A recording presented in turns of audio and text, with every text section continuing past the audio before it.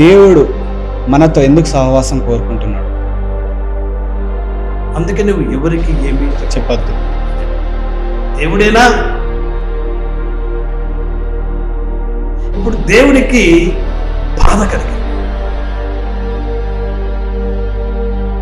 ఇప్పుడు ఆయనతో మనం సహవాసం చేయాలంటే ఆయన గుణాలు.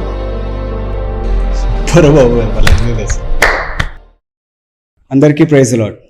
Welcome to our podcast. So ఈరోజు మన మధ్యలోకి వచ్చినటువంటి కాంతారావు బాబు గారిని ఎంతో సంతోషముగా ఆహ్వానం పలుకుతున్నాము. ప్రైజ్ లార్డ్ బాబు గారు. సో బాబు గారు, మీరు ఈ పరిచర్యలోకి ఎలా వచ్చారు? పరిచర్య అనేది మా జీన్స్లోనే ఉంది. ఎందుకంటే మా తాతలు మిషనరీస్ కింద వారు పనిచేశారు నాకు రీతులుగా. మరి అదేవిధంగా మా అమ్మను చదివించింది కూడా మిషనరీసే.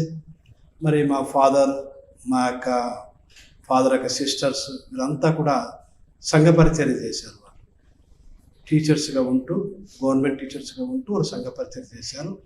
మరి అదేవిధంగా రెండవదిగా నా జీవితంలో దేవుడు నా యొక్క కుటుంబం ద్వారా మాట్లాడిండు దేవుడు.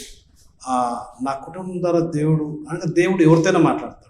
చిన్నపిల్లలతోనే మాట్లాడతాడు, పెద్దలతోనే మాట్లాడతాడు, మన కుటుంబం ద్వారానే మాట్లాడతాడు. కాబట్టి దేవుడు నా కుటుంబం ద్వారా నన్ను మాట్లాడించిండు, నాతో మాట్లాడిండు.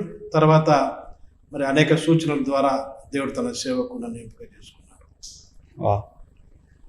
సో బాబు గారు, ఎలా అనిపించింది? మీరు ఈ సర్వీస్ వచ్చి ఎన్ని ఇయర్స్ అవుతుంది? ఈ సర్వీస్ ఎలా అనిపిస్తుంది మీకు? సర్వీసు అనగా ఎస్పీజీ సిఎస్ఐ చర్చిలో నేను పాస్టర్గా పనిచేయడము 11-12 సంవత్సరాలు అవుతుంది. సూపర్.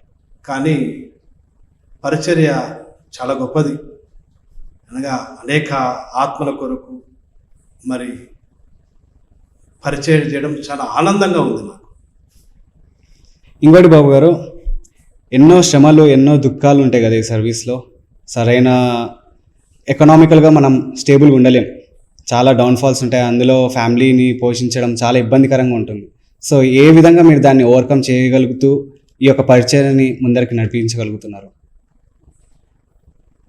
పిలిచిన దేవుడు నమ్మదగిన దేవుడు. ఆయన దేవుడు సర్వసృష్టికర్త, సర్వాంతర్యామి, అన్నీ తెలిసిన దేవుడు. ఆయన మన భవిష్యత్తు తెలిసిన దేవుడు. ఆయన అనగా మనకు అక్కర ఏది ఉన్నదో అంతా ఆయనకు తెలుసు. ఏ సమయానికి మనకు ఏమి ఇవ్వాలో, ఎక్కడ ఇవ్వాలో, ఎక్కడ మనల్ని పోషించాలో అన్నీ ఎరిగిన దేవుడు ఆయన. కాబట్టి మన భారం అంతా ఆయన మీదేసి మనం పరిచయం చేస్తే మనకు ఏ లోటు రానివాడు దేవుడు. సూపర్. ఈ యొక్క ముఖ్య అంశంలోనికి, దేవుడు అంటే ఎవరు, దేవుణ్ణి మనం ఎందుకు ఆరాధించాలా, దేవునితో మనం ఎందుకు సహవాసం కలిగి ఉండాలా, అసలు దేవుడు మనతో ఎందుకు రిలేషన్షిప్ మెయింటైన్ చేయాలనుకుంటున్నాడు? సో ఈ యొక్క క్వశ్చన్స్కి, ఇటువంటి ఎన్నో క్వశ్చన్స్ చాలామందికి, చాలా క్రైస్తవులకే ఉన్నాయి. సో ఆన్సర్స్ తెలియకుండానే వాళ్ళు ఈ యొక్క క్రైస్తత్వంలో వాళ్ళు జీవిస్తున్నారు.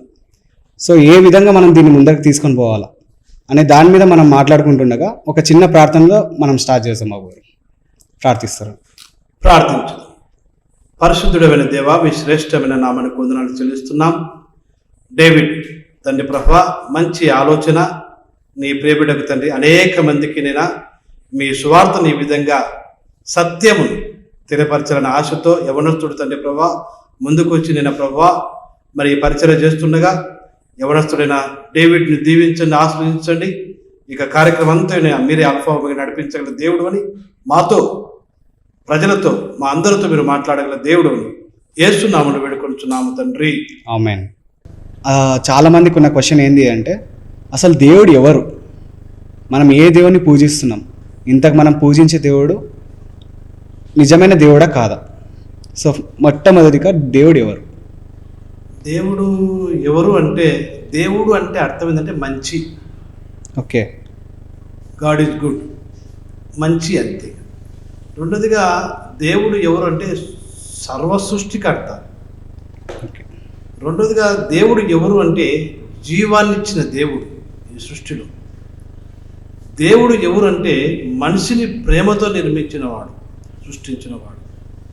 బైబిల్ ప్రకారంగా మనం గమనిస్తే దేవుడు ఆదియు అంతమై ఉన్నాడు. అనగా మొదట ఆయననే, చివర కూడా ఆయననే. అల్ఫయు ఓమెగయు అంటారు, లేదా ఆదియు అంతం ఆయన. అనగా మనిషిని మాత్రమే కాదు కానీ దేవుని ప్రేమకు ప్రతిరూపం ఈ మనిషి. ఈ మనిషిని సృష్టించింది ఏంటంటే దేవునికి ప్రతిరూపమే అన్నమాట. ఇప్పుడు మనం గమనిస్తే ఆదికాండం 1వ అధ్యాయము బైబిల్ ప్రకారంగా 27వ వచనం మనం గమనిస్తే దేవుడు తన స్వరూపమందు నరుని సృష్టించెను అని. కానీ దేవుని స్వరూపమందు అనగా మానవుడు ఎవరి స్వరూపమందు సృష్టింపబడినాడు అంటే దేవుని స్వరూపం. మనమందరము ఎవరి స్వరూపం అంటే దేవుని స్వరూపం. అనగా మనమందరం ఒకరిలో ఒకరు ఎవరిని చూసుకోవాలా? దేవుణ్ణి చూసుకోవాలి. అనగా ఒకరిలో ఒకరు మనం దేవుణ్ణి చూసుకుంటే ఆ దేవుణ్ణి చూసి దేవుడు ఎందుకు ఇచ్చాడంటే దేవుడు మానవుల సహవాసం కోరుకుంటున్నాడు. ఒక ఫ్రెండ్షిప్, ఒక సహవాసము మానవులతో ఉండాలని దేవుడు కోరుకుంటున్నాడు. దేవుడు మనతో ఎందుకు సహవాసం కోరుకుంటున్నాడు? మంచి ప్రశ్న. ఈ ప్రశ్న కన్నా ముందు మనము దేవుని గురించి తెలుసుకోవాలి. ఓకే. దేవుడు ఎవరు అంటే ఆయన స్వయం సంభూతుడు. బాబు గారు, స్వయం సంభూతుడు అనగా అర్థం ఏమిటి? స్వయం సంభూతుడు అంటే అర్థం ఏంటంటే తనకు తానుగా ఉనికిలో ఉన్నవాడు అని అర్థం. ఓకే. అనగా ఎవరి ద్వారా పుట్టినవాడు కాదు దేవుడు. ఎవరు ఆయనను సృష్టించలేదు. తనకు తానుగా ఆదియు అంతము లేనివాడై ఉన్నాడు. ఆయనకు ఆది లేదు, అంతం లేదు. అనగా స్వయం అంటే అర్థం ఏంటంటే తానంతట తాను అని అర్థం. సంభూతుడు అంటే ఉనికిలోనికి వచ్చినవాడు అని అర్థం. అనగా తానంతకు తాను ఉనికిలోనికి వచ్చినవాడే దేవుడు. అందుకే స్వయం సంభూతుడు, ఆయనకాయన ఉన్నవాడు అని అర్థం. Okay, super. మరి దేవుడు ఎవరి చేత సృష్టింపబడలేదు. ఆయన నిత్యుడైన దేవుడు, అంటే నిత్యమున్న దేవుడు. ఆయన నిత్యుడైన దేవుడు, నిత్యం ఉన్న దేవుడు. బైబిల్ ప్రకారంగా మనం గమనిస్తే నిర్గమకాండం గమనిస్తే 3వ అధ్యాయము 14వ వచనం, దేవుడు నేను ఉన్నవాడను అనువాడనై ఉన్నాను. ఎవరితో చెప్పిండు? మోషే ప్రవక్తతో చెప్పిండు. మోషే ప్రవక్త అంటాడు, ఈ ప్రజలు నేను నడిపియాలి కదా, వాళ్ళు నీ దేవుడు ఎవరంటే నేనేం చెప్పాలా దేవా, నీ పేరేమిటి దేవా అంటాడు. అప్పుడు అంటాడు, నేను ఉన్నవాడను అనువాడను, నేను ఆల్రెడీ ఉన్నాను, నేను అనువాడను అంటాడు. అంటూ ఆయన ఉండునను వాడు మీ వద్దకు నన్ను పంపిన నువ్వు ఇళ్ళతో చెప్పను. అందుకని మనం గమనించగిన దేవుడు మోషేతో అన్న మాట ఏంటంటే నేను ఉన్నవాడను, అంతే. నేను ఉన్నవాడను, అది ఆదియు అంతము నేనే, నేను ఉన్నవాడు. ఆయన పేరు ఉన్నవాడు అంతే. అంటే దేవుడు ఎప్పటి నుంచి ఉన్నాడు అనే క్వశ్చన్ మళ్ళీ రావచ్చు. ఎప్పటి నుంచి ఉన్నాడు ఆయన అంటే ఆయనకు మొదలు లేదు, ముగింపు లేదు. ఆయనకు మొదలు లేదు, ముగింపు లేదు. కాబట్టి ఆయన ఉన్నవాడు అంతే. సృష్టిలో ఆల్రెడీ ఉన్నవాడు ఆయన. అనగా ఆధ్యాత్మికంగా మనం ఆలోచిస్తే ఈ ప్రశ్నను, ఒక మనిషి ఎలా జన్మిస్తాడంటే తల్లిదండ్రుల ద్వారా జన్మిస్తాడు ఒక మనిషి. అలా జన్మించిన వారికి ఎలాగుంటుందంటే తల్లిదండ్రుల ద్వారా జన్మించిన వారికి ఎలా ఉంటుందంటే ఆహారము, గాలి, నీరు అవసరం ఉంటుంది. ఆహారం, గాలి, నీరు లేని ఎవరు బతకలేరు మానవుడు. కానీ దేవుడు మాత్రం ఎవరి మీద ఆధారపడాలి. మనం గాలి మీద ఆధారపడాలా, నీటి మీద ఆధారపడాలా, తల్లిదండ్రుల మీద కూడా ఆధారపడాలి. మనం ఎందుకు దేవుని స్వయం సంభూతుడు అంటే ఆయన మీద ఆయనేగా, ఆయన ఎవరి మీద ఆధారపడాలి. అందుకే ఆయన నిత్యజీవి, నిత్యము జీవించేవాడు ఆయన. అందుకే సమస్త సృష్టికి మూలకారకుడు ఆయన. అందుకే దేవుని మనం ఏమని పిలుస్తామంటే నిత్యుడైన దేవుడు అంటాం. నిత్యుడు ఆయన, ఆదియు అంతము లేని దేవుడు అంటారు. స్వయం సంభూతుడు అని అంటారు. అనగా తనకు తానుగా కలిగిన వాడు. ఎవరి చేత ఆయన సృష్టింపబడలేదు, ఎవరి చేత ఆయన పుట్టలేదు, కానీ తనకు తానుగా కలిగిన వాడు స్వయం సంభూతుడు అంటారు. ఈ స్వయం సంభూతుడైన దేవుడు మానవుల సహవాసం కోరుతుంది. మీ ప్రశ్న అది, మానవుల సహవాసం దేవుడు ఎందుకు కోరుతున్నాడు? ఈ స్వయం సంభూతుడైన దేవుడు మానవుల సహవాసం కోరుతున్నాడు. అందుకని మనం గమనించదగిన ఈ స్వయం సంభూతుడైన దేవుడు తనతో సహవాసం చేయడానికి, తనతో ఉండడానికి, తనకు పరిచారకులుగా అనేకమైన దేవదూతలను ఆయన ఏర్పరచుకున్నాడు లేదా సృష్టించుకున్నాడు. ఆయనతో ఉండడానికి, ఆయన పరిచారకులుగా ఉండడానికి అనేకమైన దేవదూతలు బైబిల్లో మనం గమనిస్తగిన రకరకాల దేవదూతలు మనం చూడవచ్చు. ఆ సబ్జెక్ట్ వేరే, కానీ కొంచెం కలుపుకుందాం. ఓకే, రకరకాల దేవదూతలు మనం చూడగలం. బైబిల్ పూర్తిగా చదివితే అర్థమవుతుంది. అందుకే నేనేమంటే క్రైస్తవుడు అనేవాడు పేరుకు క్రైస్తవుడుగా ఉండకూడదు, కానీ బైబిల్ చదవాలి. బైబిల్ పూర్తిగా చదివిన వాడే క్రైస్తవుడు. బైబిల్ చదవకుండా నేను క్రైస్తవుని అంటే అది వేస్ట్. అందుకే యేసుక్రీస్తు ప్రభు ఒక మాట ఉన్నాడు, ఒక వ్యక్తిని స్వస్థపరిచిన తర్వాత ఏమన్నాడంటే, నువ్వు ఎవరికి ఏమీ చెప్పవద్దు, నువ్వు డైరెక్ట్గా యాజకుడి దగ్గరికి వెళ్ళి ప్రార్థన చేయించుకున్నాడు. ఎందుకు నువ్వు ఎవరికి ఏమీ చెప్పకూడదు అన్నాడంటే, ఇప్పుడు చాలామంది చెప్తుంటారు హీలింగ్స్ గురించి, అవి గురించి, ఇవి గురించి, ఒకటి తెలిసి తెలియక ఈ మైకులను చెప్తూ ఉంటారు. యేసుక్రీస్తు ప్రభు అందుకే అతను స్వస్థపరిచిన తర్వాత అతనికి తెలియదు పూర్తిగా దేవుని గురించి, ఈ 1-2 చెప్పుకుంటా పోతాడు. అందుకే నువ్వు ఎవరికి ఏమీ చెప్పద్దు. ఎందుకంటే మనకు పూర్తిగా తెలిసిన తర్వాతనే మనము క్రైస్తవులం అవుతాం. మిడిమిడి జ్ఞానం ఉంటూ నేను క్రైస్తవుని అంటే దేవుడు ఒప్పుకో. పూర్తిగా తెలిసిన వాడే క్రైస్తవుడు. అనగా పూర్తిగా తెలియాలంటే మనం ఏం చేయాలంటే బైబిల్ చదవాలి. ఈ బైబిల్లో మనం గమనించగిన దేవదూతలు డిఫరెన్స్ మనం చూడవచ్చు. రకరకాల దేవదూతలు, ప్రధాన దూతలు ఉన్నారు కదా, మామూలు దూతలు ఉన్నారు. ఇవన్నీ వాటిలో మనం గమనించగిన ఈ దేవదూతలను ఎందుకు దేవుడు సృష్టించుకున్నాడంటే తనకు పరిచారకులుగా ఉండడానికి సృష్టించుకున్నాడు ఆయన. కానీ దేవుని శక్తిని తట్టుకోలేక వారు దగ్గరికి వచ్చేవారు కాదు అని కొందరికి ఉంది అపోహ. కానీ దేవుడి దగ్గరికి దేవదూతలు రాలేరు అని కొంతమంది అనుకుంటూ ఉంటారు. చాలామంది అపోహ అంటే దేవుడు శక్తివంతుడు, ఆయన పవర్ చూడలేరు కాబట్టి దూరంగా ఉంటారని చాలామంది అనుకుంటారు. కానీ వీరు దేవునికి దగ్గరగా ఉంటారు, కానీ దేవుణ్ణి ఆరాధిస్తూ ఉంటారు దేవదూతలు. రెండవదిగా దేవుణ్ణి సేవ చేస్తూ ఉంటారు అక్కడ వాళ్ళు. అంటే దేవుని మహిమ, దేవుని యొక్క తేజస్సు గొప్పది కాబట్టి వారు ఆయన ఎదుట భయము, భక్తి కలిగి ఆయన ఎదుట నిలబడి ఉంటారు అని మనం గమనించాలి దేవుని దగ్గర. అనగా దేవదూతలు దేవునికి దూరంగా ఉంటారంటే ఉండరు.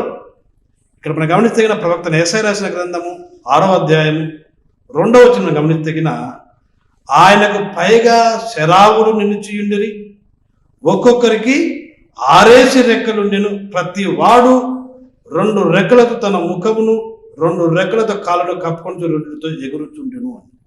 అనగా దేవదూతలకు ఎన్ని రెక్కలు ఉన్నాయి? బైబిల్ ఏం చెప్తుందంటే, చాలామంది క్రిస్మస్ ప్రోగ్రామ్స్ చేస్తారు, వేసినప్పుడు వాళ్ళు ఏం చేస్తారంటే 2 రెక్కలు మనకు చూపిస్తారు. మనం అందరం అనుకుంటే దేవదూతలకు 2 రెక్కలు అనుకుంటాం. కానీ బైబిల్ మనకి ఏం చెప్తుందంటే పరిశుద్ధ గ్రంథంలో 6 రెక్కలు అనింది. దేవదూతలకు 6 రెక్కలు. అనగా ఈ రెక్కలతో ఏమి చేస్తారంటే 2 రెక్కలతో వారి ముఖము కప్పుకుంటారు, 2 రెక్కలతో వారు కాళ్ళు కప్పుకుంటారు. బయట రాయబడింది 2 రెక్కలతో వాళ్ళు ఎగురుతారు.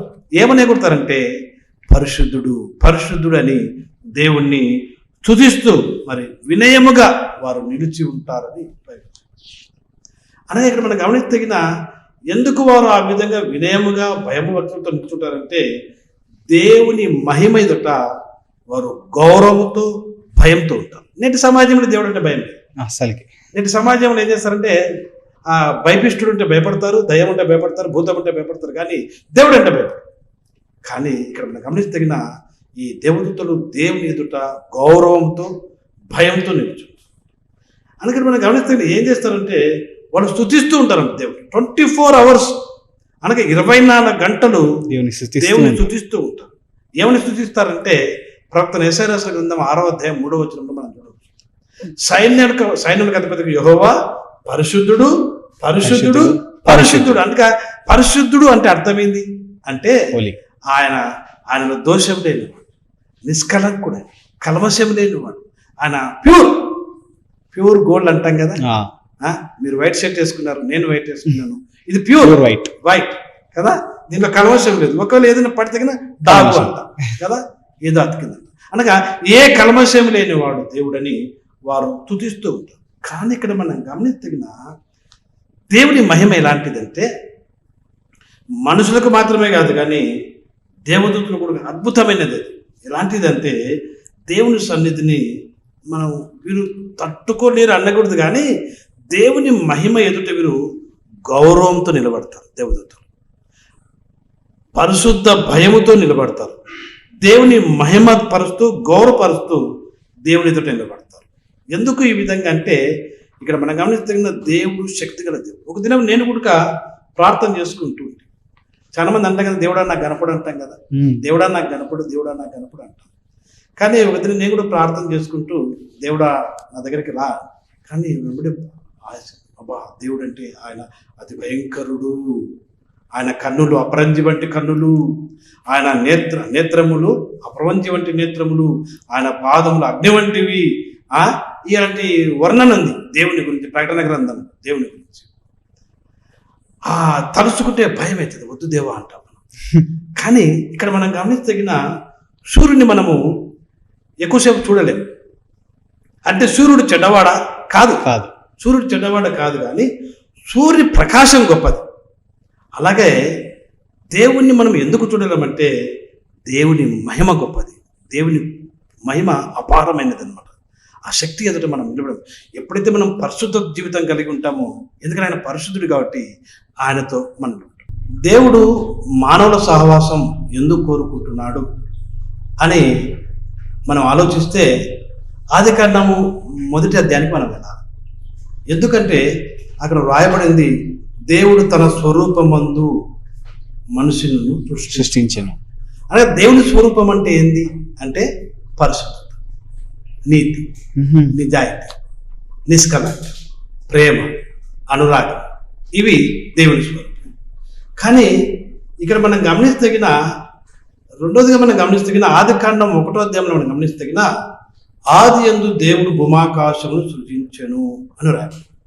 కానీ 2వ వచనంకి వచ్చేకల్లా దేవుడు సృష్టించిన ఈ సృష్టి అనగా భూమి నిరాకారముగాను శూన్యముగాను ఉండెను అని రాయబడింది. అనగా అర్థమైంది, 1వ వచనములో మాత్రం దేవుడు ఆకాశమును భూమిని సృష్టించినాడనుంది. 2వ వచనంకి వచ్చేకల్లా దేవుడు సృష్టించిన సృష్టి అది నిరాకారంగా అయింది. కారణం ఏంటి? ఈ ఒక్క వచనానికి కొన్ని సంవత్సరాల తేడా ఉంటుంది. మనం గమనిస్తే మనం అనుకుంటాం 1వ వచనం, 2వ వచనం, 3వ వచనం చాలా దగ్గరలో ఉందని, కానీ తేడా ఉంటుంది. చాలా కొన్ని సంవత్సరాల తేడా ఉంటుంది. ఇక్కడ మనం గమనిస్తగిన ఈ తేజ నక్షత్రం ఏంటంటే దేవుడు నిత్యం స్తుతించి ఆ స్తుతించే దూత ఎక్కువ దేవుడు ప్రేమించింది, ఎక్కువ దేవుడు పక్కన పెట్టుకునేది ఎవరిని అంటే ఈ తేజ నక్షత్రం. ఈ తేజ నక్షత్రం ఈ తేజ నక్షత్రము ఎప్పుడు దేవునితో ఉండేది.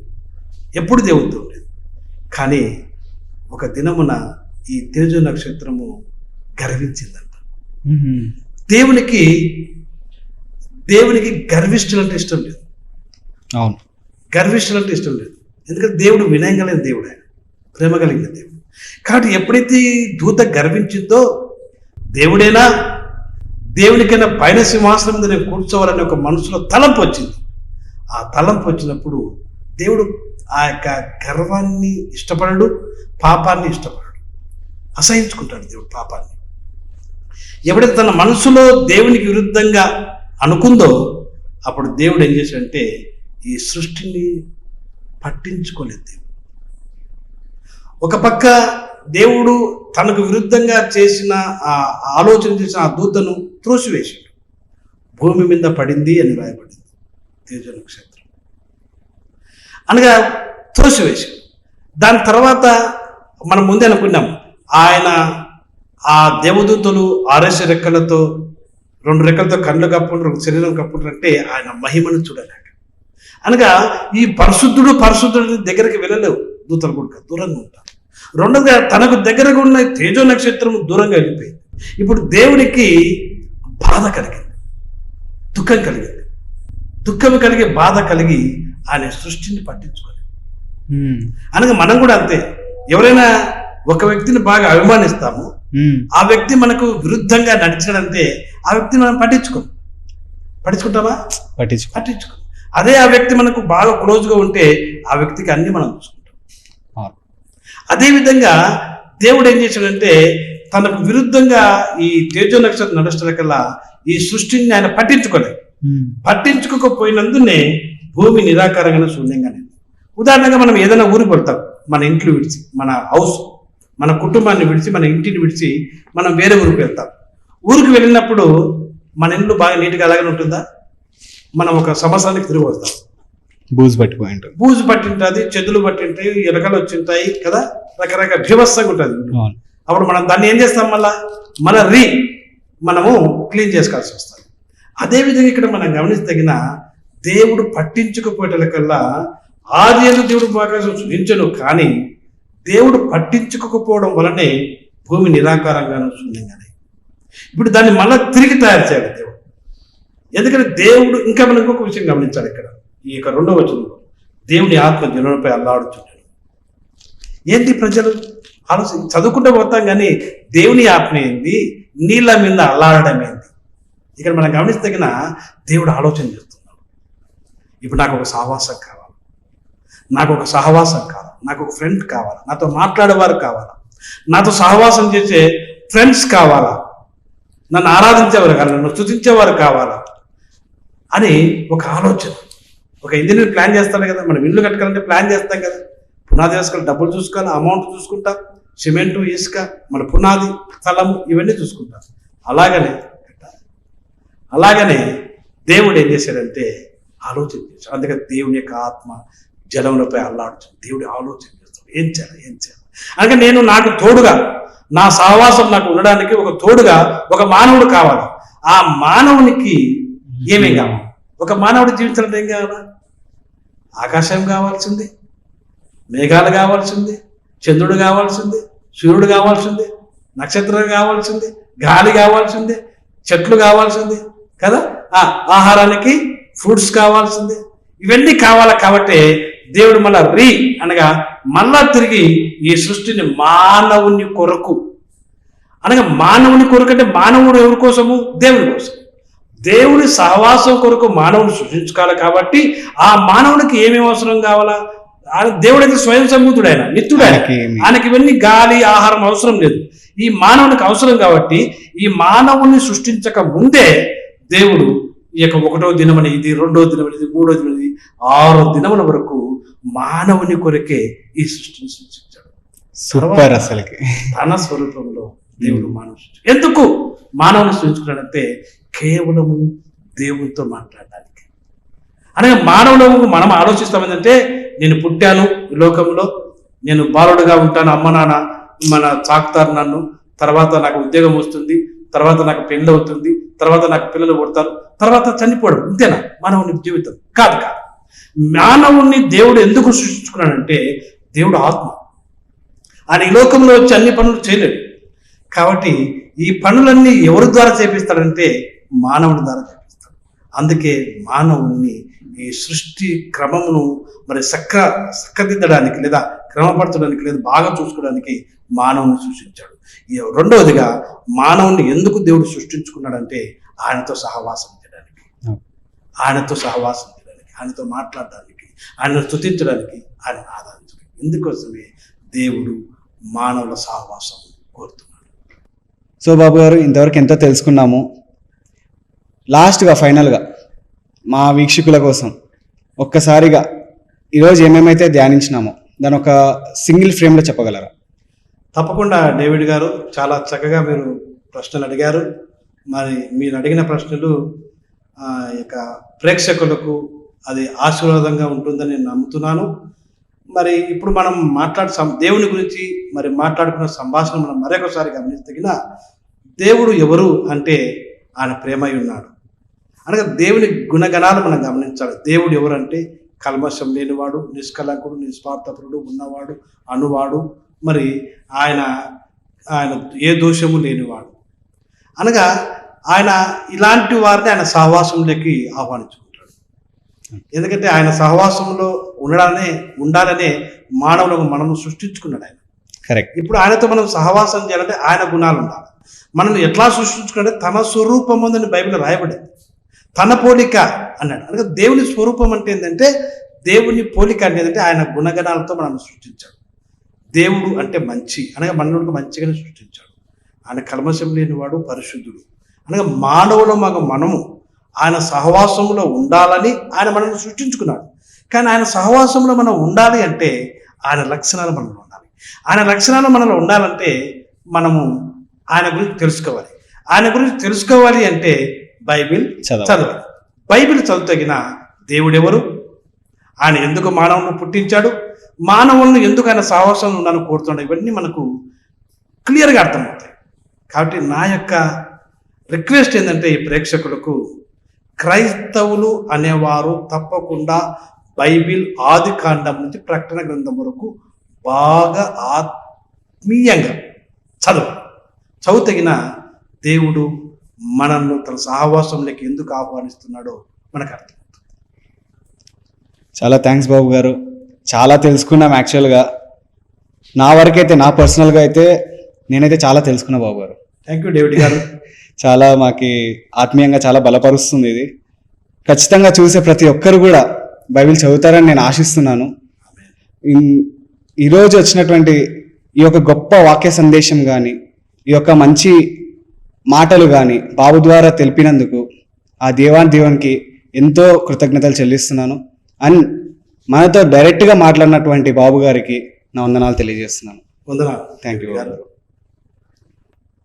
ఈరోజు జరిగినటువంటి ఈ సంభాషణలో మీకు ఎటువంటి డౌట్స్ ఉన్నా, ఎటువంటి క్వశ్చన్లు మీకు రేజ్ అయినా తప్పకుండా ఈ యొక్క కామెంట్స్ రూపంలో మీరు తెలుపుతారని ఆశిస్తున్నాను. ఖచ్చితంగా వీటికన్నిటికీ వచ్చే ఎపిసోడ్లో జవాబులు దొరుకుతాయని నేను ఎంతగానో ఆశిస్తున్నాను. Thanks for watching. Please like, share and subscribe. వచ్చే ఎపిసోడ్లో మళ్ళీ కలుద్దాం. Signing off, David.